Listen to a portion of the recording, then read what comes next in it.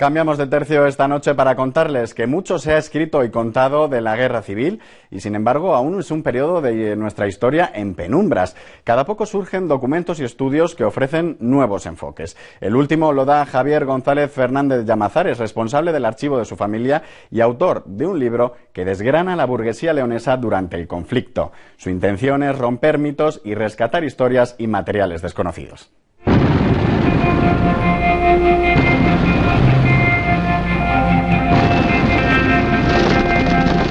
Ningún momento de la historia se libra de revisiones y nuevas interpretaciones a la luz de descubrimientos, fotos ocultas, documentos desclasificados o teorías renovadoras. Más aún cuando ese periodo es relativamente reciente, cuando perduran testimonios de testigos y contemporáneos, cuando las heridas no se han cerrado. La Guerra Civil Española es revisitada cada poco en función de archivos sacados a la luz o informes perdidos en un baúl. Muchos de esos documentos pertenecen a familias burguesas que los han tenido guardados. ¿Por qué no la sacaron antes? Pues en parte por miedo, en parte porque se les educó. En sus propias familias se les educó para que jamás hablasen de la guerra civil. Ahora ya ha pasado bastante tiempo, y también porque nunca se les supo tratar. Siempre se utilizó a estas familias con falsedades, dando datos que eran inciertos, y ellos mismos pues no colaboraban, y yo les entiendo perfectamente. Un poco por la desidia de las propias familias y otro poco porque cada vez que sacaban algún documento se manipulaba ese documento. En uno de esos archivos, el de la banca Fernández Llamazares, se apoya a su descendiente Javier González para elaborar un vasto retrato de la burguesía leonesa de la primera mitad del pasado siglo. Un viaje a un León convulso como el resto de España y marcado por tópicos y leyendas urbanas que ahora este historiador intenta desterrar. Era una ciudad muy pequeña en la que todos se conocían. Este sector de la burguesía se llevaba muy bien, tenían una talla intelectual altísima, y entonces ellos no iban a aceptar, y por eso se enfrentaban con los militares, que les asesinaran indiscriminadamente. El enemigo de la burguesía no era la propia burguesía, era el poder militar. Y el poder militar estaba haciendo muy bien su trabajo. El poder militar cumplía con las órdenes de Mola, que además están escritas, que ya en abril del 36, antes de la guerra, ya quedó clarísimo, cuando él mandó la llamada instrucción número 1, en la que dice: hay que sembrar el terror, hay que acabar con ellos porque son fuertes y están organizados de cualquier manera. Es un conjunto de tópicos en el que nadie está dando nombres. Un señor que se llamaba Hipólito Romero Flores, que es un completo desconocido, que era catedrático de ética, amigo personal de Azaña, fue gobernador civil de León y fue preso en San Marcos. Parece ser que salva la vida, no sabemos muy bien por qué, porque estaba condenado, que a este señor le avalaba los Eguiagaray, los Blas, el del comercio, pero nos aparece también avalándole José González Vélez, que era el jefe de la Falange. Entonces esto, ¿cómo puede ser? ¿Cómo puede ser? ¿Cómo puede ser que la burguesía digan que estaba enfrentada? No estaba enfrentada, estaban enfrentada también con los militares. Escarbar en la historia, en los documentos, en los testimonios, trae consigo desenterrar personajes y sucesos dignos de mayor memoria.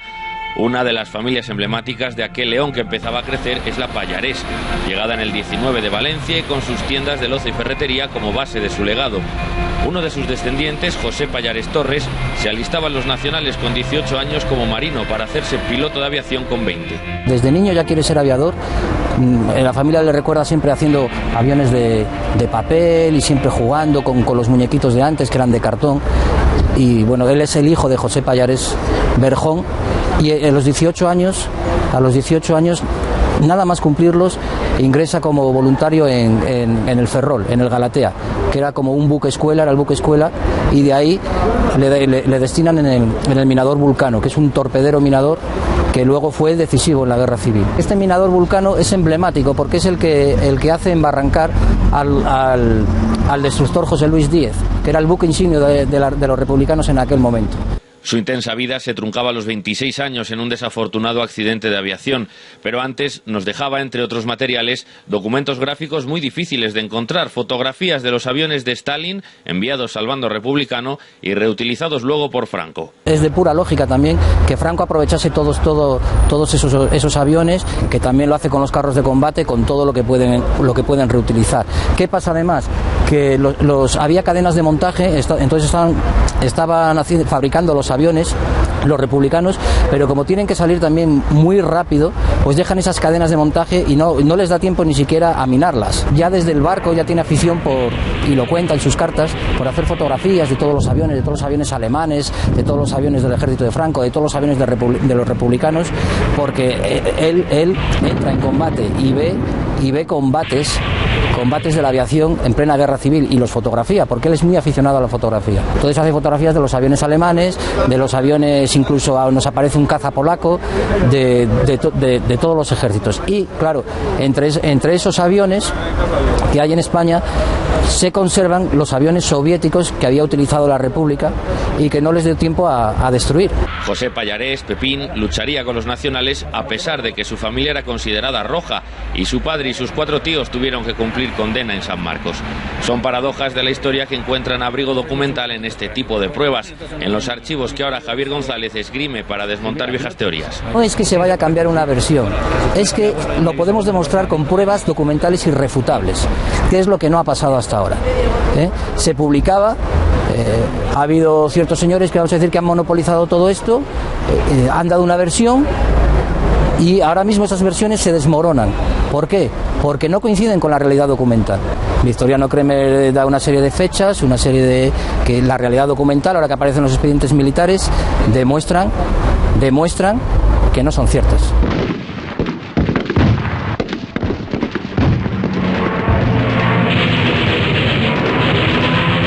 Ya se estaba publicando últimamente que la ciudad de León no hizo nada por salvarles la vida.